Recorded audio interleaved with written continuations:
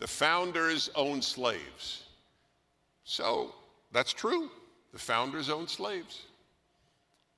What is the upshot of that? That they were uniquely awful? So here is something of wisdom, and wisdom is the least frequent characteristic of the left. It's an anti-wisdom movement. You judge people in their times, not in our times.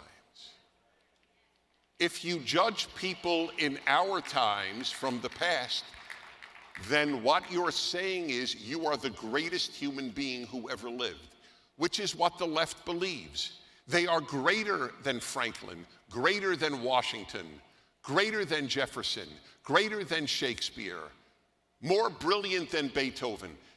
All of these people were inferior to your professor of gender studies.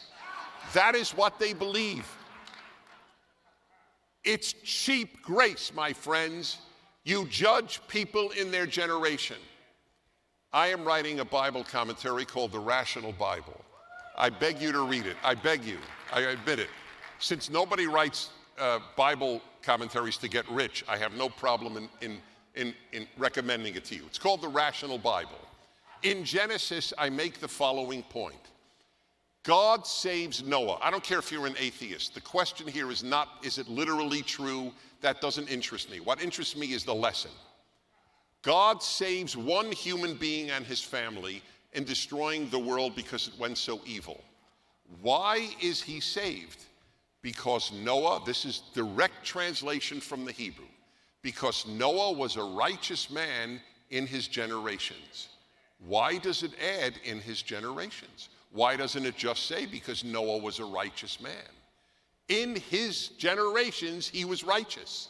Compared to later generations, he's not so terrific. But it doesn't matter. Are you terrific in your generation is what matters.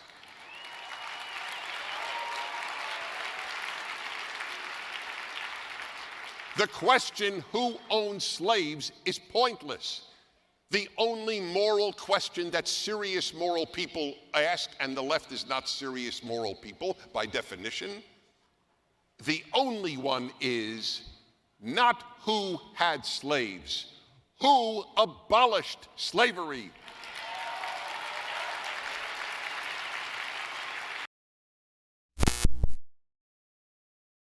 This is Charlie Kirk, founder and CEO of Turning Point USA. If you liked this video, be sure to subscribe to our YouTube channel at Turning Point USA.